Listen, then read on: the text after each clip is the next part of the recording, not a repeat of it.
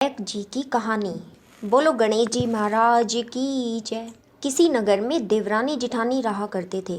देवरानी बहुत अमीर थी व जेठानी बहुत गरीब थी। जेठानी रोज देवरानी के घर काम करने जाया करती थी। बदले में देवरानी कुछ खाना कपड़े दे दिया करती थी। एक दिन देवरानी ने कुछ भी खाने को नहीं दिया तो जेठानी को खाली हाथ ही वापिस आना पड़ा। शाम को जब उसका पति आया तो उसने खाना मांगा तो जेठानी बोली, जी आज तो थारी छोटी ने कुछ भी नहीं दिया, खाने को कुछ भी नहीं है। इधर बच्चे भी भूख से रोने लगे। वह भूखा तो था ही और बच्चों को देखकर उसको और गुस्सा आ गया और उसने लकड़ी लेके अपनी पत्नी की खूब पिटाई कर दी।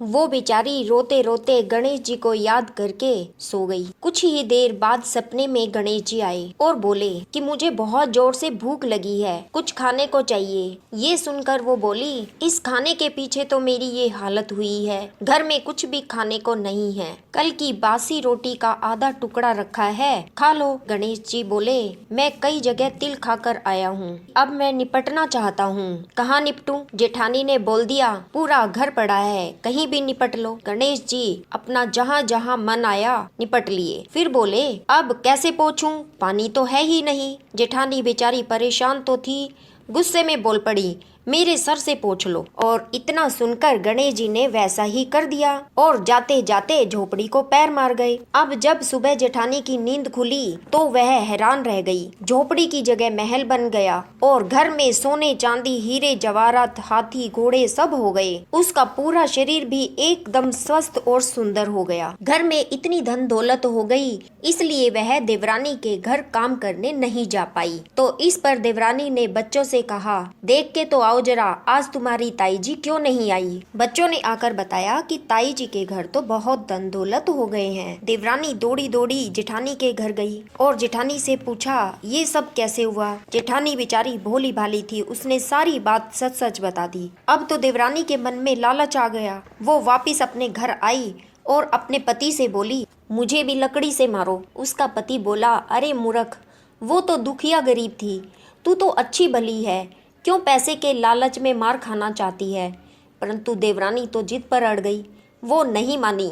पति को गुस्सा आ गया और गुस्से में अच्छी तरह से उसके लगा दिए। इसके बाद मार खाकर वो गणेश जी का नाम लेके सो गई। सपने में गणेश जी आए, खाने को मांगा तो वो बोली, महाराज वहाँ तो आपको कुछ नहीं मिला, मैंने तो खूब पकवान बनाकर रखे हैं, खूब खाओ। गणेश जी ने खूब खाया और फिर बोले, कहाँ निपटूं? वो बोली, जेठानी तो कई कई दिन तक बालों में कंघी भी नहीं करती, मेरा सिर तो बहुत साफ सुथरा है, पोंछ लो। गणेश जी ने वही किया और चले गए। वो जब सुबह उठी तो पूरे घर में गंदगी और बदबू हो चुकी थी। उसके सिर में से गंदी बदबू आ रही थी। वो सब कुछ साफ करने लगी, परंतु जितना साफ करे उतना ही और हो जाए। उसने विनायक जी के हाथ जोड़े और बोली, गणेश जी महाराज अपनी ये माया समेट लो, मुझे ये सब गंदगी क्यों दी? तभी आकाशवाणी हुई और आवाज आई, अपनी जेठानी को जायदाद का आधा हिस्सा दे। छप्पर में 2 सुइयां टंगी हुई हैं, उनमें से एक सुई दे। बर्तनों में से आधे बर्तन दे। देवरानी ने ऐसा ही किया। तब जाकर उसके घर से सारी गंदगी साफ हुई। देवरानी को उसके लालच का फल मिला। हे गणेश जी महाराज, जैसे जेठानी के संकट दूर किए, अन्न धन के भंडारे भरे, ऐसे ही कहते सुनते सबके घर में भंडारे भरना। बोलो विनायक जी महाराज।